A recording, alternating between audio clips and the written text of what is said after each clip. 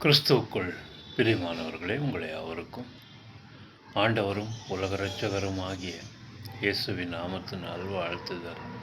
ஆமென்.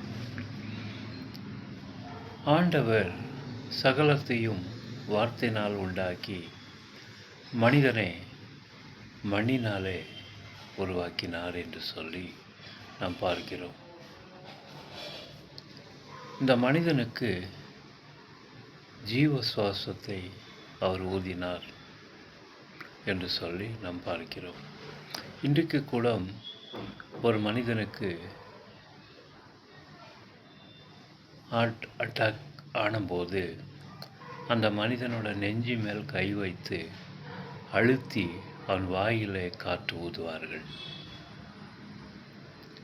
இதை நாம் பார்க்கும்போது ஆண்டவராகிய தேவன் மனிதனை உண்டாக்கி அந்த மனிதனோட மூக்கில் சுவாசத்தை ஊதினார் என்று சொல்லி பார்க்கிறோம். ஜீவ சுவாசம். அந்த மனிதன் பிழைக்கிறவனாக மாறினான். பிழைக்கிறவனாக மாறின அந்த மனிதனிடத்தில் தேவன் இந்த உலகத்தின் திட்டங்களையும் உலகத்தின் காரியங்களையும் சொல்லிக் கொடுத்தார். அந்த மனிதன் யார் என்று சொன்னால் அவனுக்கு பேர் தான் ஆதாம். ஆதாம் என்று சொன்னால் பூமி இல்லை மனிதன் என்று சொல்லி பொருள் வரும். இந்த மண்ணுக்கு ஜீவ சுவாசத்தை ஊதி அவன் பிழைக்கிறவனாக மாறின பின்பு அநேக காரியங்களை தேவன் அவனோடு பேசினார் என்று சொல்லி நாம் பார்க்கிறோம்.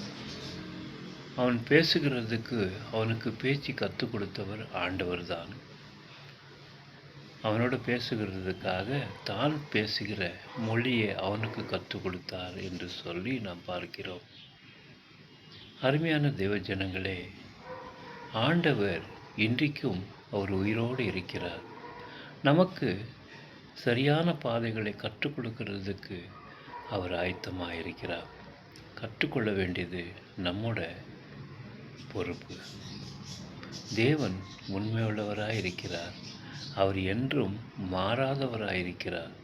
மனிதர்கள் மாறிவிடலாம், சூழ்நிலைகள் மாறிவிடலாம், ஐஸ்வர்யவான் மாறிவிடலாம், ஏழை மாறிவிடலாம், மனிதனோட ஆரோக்கியம் மாறிவிடலாம். ஆனால் தேவன் என்றைக்கும் மாறாதவராயிருக்கிறார். அவர் இன்றைக்கும் நேற்றும் நாளையும் இருக்கிறது போலவே இருக்கிறார்.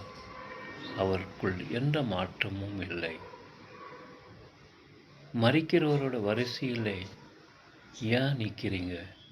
திரும்பி வாழுங்கள் என்று சொல்லி ஆண்டவர் சொல்லுகிறார். மரணத்தின் வழியில் ஏன் நிற்கிறீங்க?